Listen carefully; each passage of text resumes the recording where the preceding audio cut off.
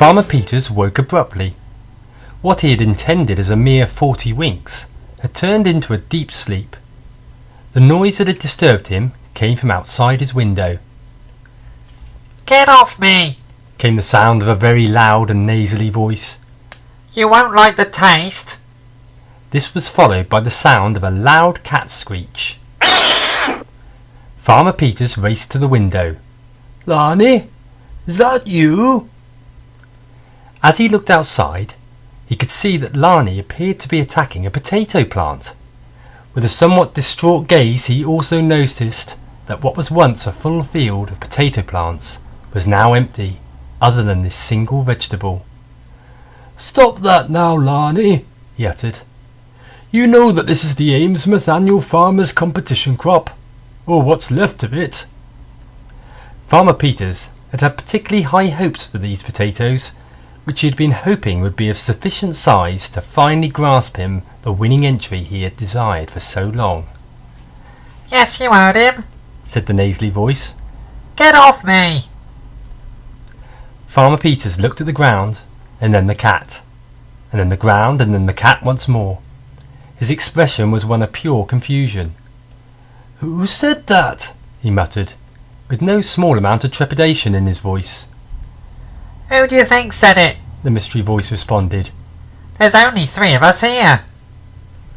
With that, Farmer Peters raced outside, still in his pyjamas. He looked all around the perimeter of the farmhouse. There was no one there. "You won't find me there, you fool," cried the voice. "I'm underground." "Is this a prank?"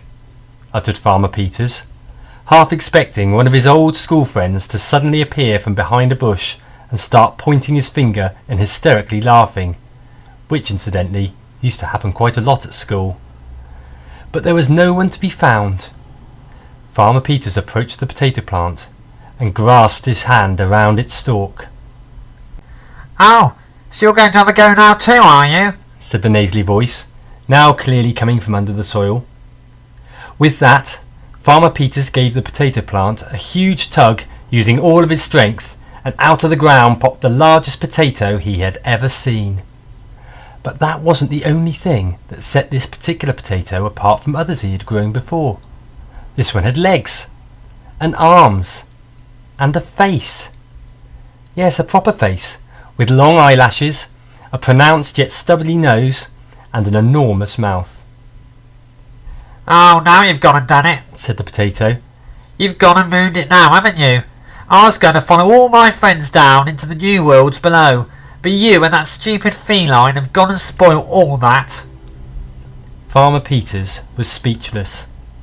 He had never seen anything like this before. He slapped himself around his face to make sure that he was fully awake and not having another one of his cheese-induced dreams. But after many slaps, the potato remained there, in his hand, staring back at him, with a particularly angry expression on its face.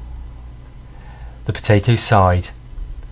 "Well, I may as well introduce myself. I am called Spud." With that, Farmer Peters took a deep breath, slapped himself once more, well, you have to be sure, you know, before replying, "Well, welcome, Spud. I'm pleased to meet you. But isn't that a bit of an obvious name for a potato?" "Well, yes, there were quite a few called Spud in this particular patch. My full name is Spud 34,527, but I thought that may be a bit of a mouthful for you," the vegetable responded. Farmer Peters nodded. "Yes, I think I would just call you Spud. By the way, my name is Farmer Peters." "And who is the furball?" said Spud, looking nervously at the cat. "I'm Lani," said Lani. Farmer Peters' eyes nearly popped out of his head, and his mouth was opened widely in shock. Whatever next? Not only was he holding a talking potato, but now his pet cat was also speaking. "Oh yes, I ate the cheese that fell out of the window with your test tubes. I can talk now," said Lani, before giving a very satisfied purr. With that, Farmer Peters fainted.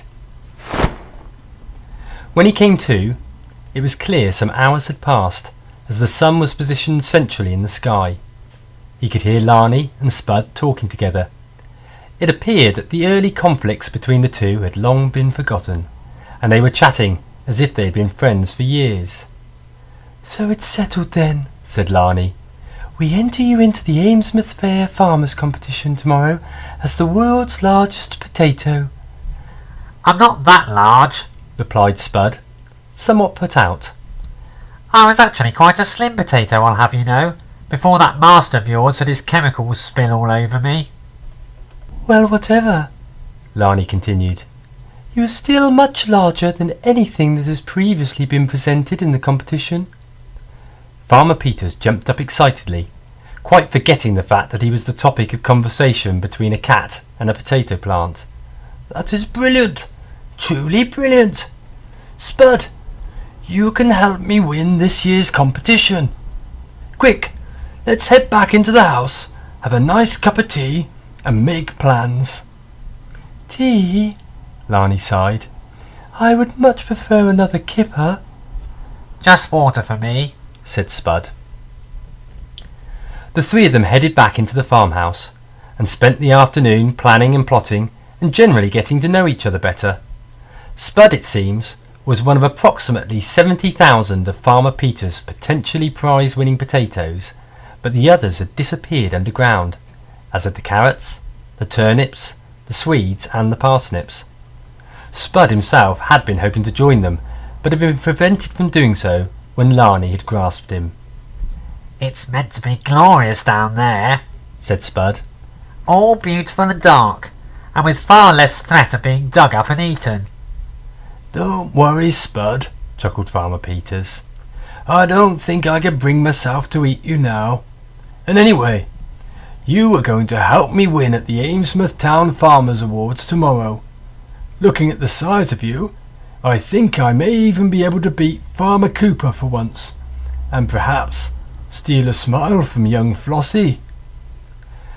Farmer Cooper was somewhat of an arch-rival of Farmer Peters, a stick-thin rake of a man with a huge beak-like nose in the centre of his narrow face.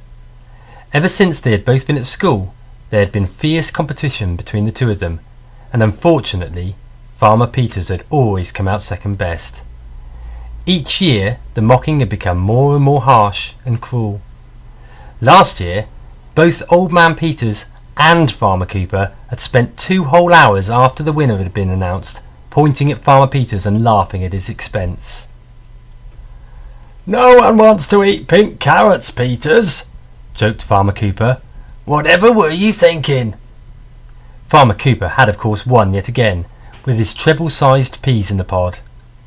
"They are Valentine's Day carrots, I'll have you know," Farmer Peters had insisted. "Look, they're heart-shaped." "If your heart looks like that, it's lucky you're alive," Farmer Cooper snidely retorted. And in truth he had a point. They were the most carrot-shaped heart carrots that you could picture, but as pink as a prawn. "Don't be so cruel, you two," Flossie interrupted. "There is something quite cute about them." Now Flossie had always been the subject of Farmer Peters' attention and desire, all blonde hair and curves, with long eyelashes that fluttered while she spoke, and rosy red lips that demanded to be kissed.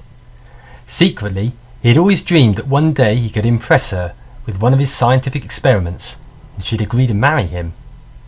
But at her kind words, Farmer Peters had blushed, like he always did. "Here, Peters, you've gone and turned the colour of one of them carrots of yours," joked Farmer Cooper. But anyway, that was last year, and the bad memories would no doubt be quickly wiped from Farmer Peters' memory when his huge potato led him to certain victory. "Anyway, I suppose I should think about getting a good night's sleep," said Farmer Peters. "It's going to be a busy day tomorrow, and I'll need all of my energy for all that celebrating that will need to be done, and to lift that huge trophy." With that, he got up from his seat and headed off to his bedroom, leaving Spud and Lani to talk late into the night, mainly about the merits of water and milk. A few hours had passed before there was a knock on the floorboards. At first, a single knock that they paid little attention to, but soon followed by repeated knocking, so hard that it looked like the floorboards would be lifted from the ground. "What's that? What is happening?" murmured Lani. Spud paused, his expression turning from one of jollity to one of grave concern. The banging stopped. "Oh dear," said Spud softly. "they are coming."